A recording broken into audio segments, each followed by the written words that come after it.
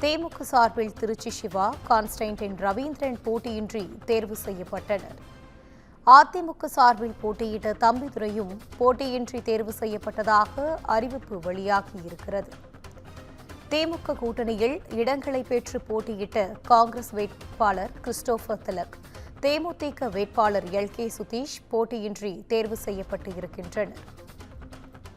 தற்போது கிடைத்துள்ள முக்கிய செய்தியாக பார்த்து வருகிறோம். தமிழ்நாட்டில் இருந்து மாநிலங்களவை தேர்தலுக்கு வேட்புமனு தாக்கல் செய்த 6 பேரும் போட்டியின்றி தேர்வாகி இருக்கின்றனர். தேமுக சார்பில் திருச்சி சிவா, கான்ஸ்டன்டைன் ரவீந்திரன் போட்டியின்றி தேர்வு செய்யப்பட்டு உள்ளனர். இதுகுறித்த கூடுதல் விவரங்களோடு இணைகிறார் எமது சிறப்பு செய்தியாளர் கிருபா. கிருபா, வணக்கம். இதுகுறித்த முழு விவரங்கள். வணக்கம் மலிதா. தமிழகத்தில் காலியாக உள்ள 6 மாநிலங்களவை உறுப்பினர் பதவிகளுக்கான தேர்தல் மார்ச் 16ஆம் தேதி நடைபெறும் என தேர்தல் ஆணையமானது அறிவித்திருந்தது.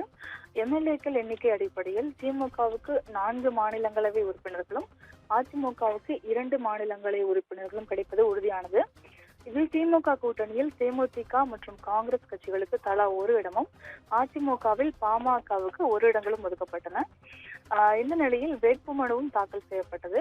அதன்படி திமுக சார்பில் திருச்சி சிவா, கான்ஸ்டன்டைன் ரவீந்திரன் ஆகியோர் திமுக வேட்பாளர்களாக வேட்புமனுவை தாக்கல் செய்திருந்தனர். அதே போல அதிமுக சார்பில் போட்டியிட்ட தம்பிதுரையும் தனது வேட்புமனுவை தாக்கல் செய்திருந்தார். அதே போல திமுக கூட்டணியில் இடங்களை பெற்றுள்ள போட்டியிட்ட காங்கிரஸ் வேட்பாளர் கிறிஸ்டோபர் திலக், தேமுதிக வேட்பாளர் எல்.கே. சுதீஷ் ஆகியோரும் தங்களது மனுவை தாக்கல் செய்திருந்தனர். இந்த நிலையில் தமிழ்நாட்டிலிருந்து மாநிலங்களவை தேர்தலுக்கு வேட்புமனு தாக்கல் செய்த இந்த 6 பேரும் போட்டியின்றி தேர்வு செய்யப்பட்டிருக்கின்றனர்.